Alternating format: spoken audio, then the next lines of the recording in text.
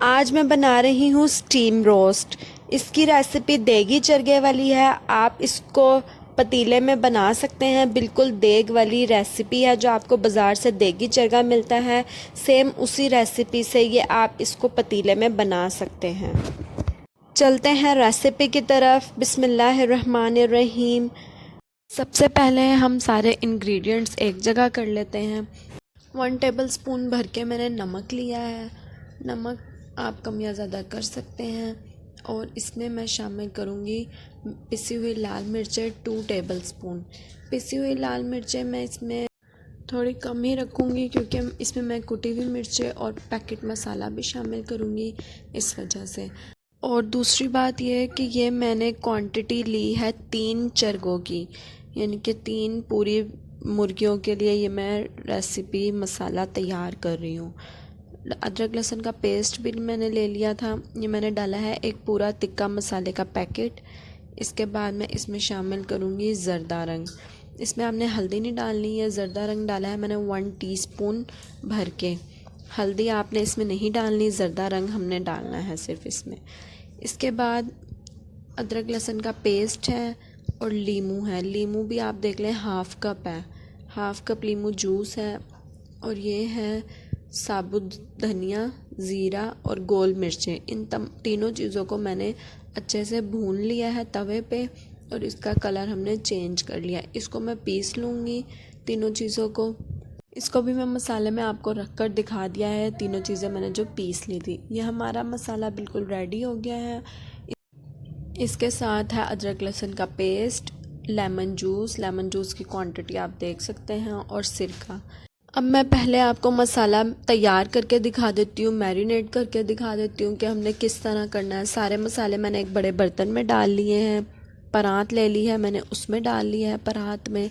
अब इसमें मैं अदरक लहसुन का पेस्ट शामिल कर रही हूँ और लेमन जूस भी डाल दिया है। और थोड़ा सा सिरका हम बाद में डालेंगे अगर हमारा मसाला ज़्यादा गाढ़ा होगा। पहले मैं अच्छे से हाथों से मसाले को मिक्स कर लूँगी। इसमें हमने पानी बिल्कुल भी नहीं डालना, दही भी नहीं लगेगी इसमें, यह सिर्फ मसाला है। इसमें मैं थोड़ा सा सिरका भी शामिल करूँगी क्योंकि बहुत क्रम्स हैं इसके। और दूसरी तरफ ये चिकन को मैं कट्स लगाने लगी हूँ। आपने भी कट्स लगा लेने हैं। कट्स लगाने से ये होता है कि अंदर तक मसाला चला जाता है, टेस्ट इसका अंदर तक चला जाता है और इसको पकने में भी आसानी होती है।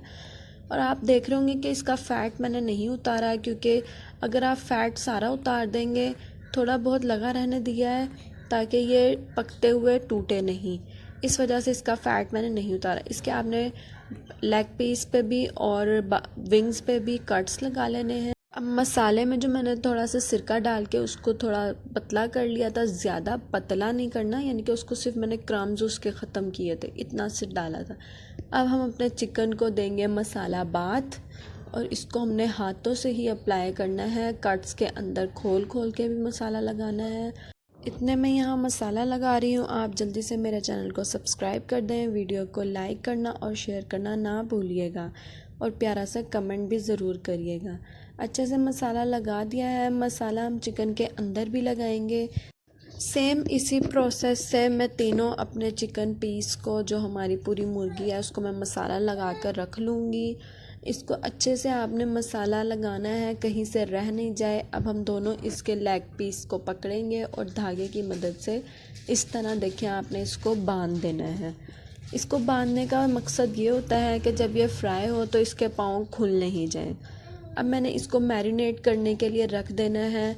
तकरीबन आप इसको 1 दिन पहले भी लगा सकते हैं, 2-1 घंटे के लिए भी रख सकते हैं।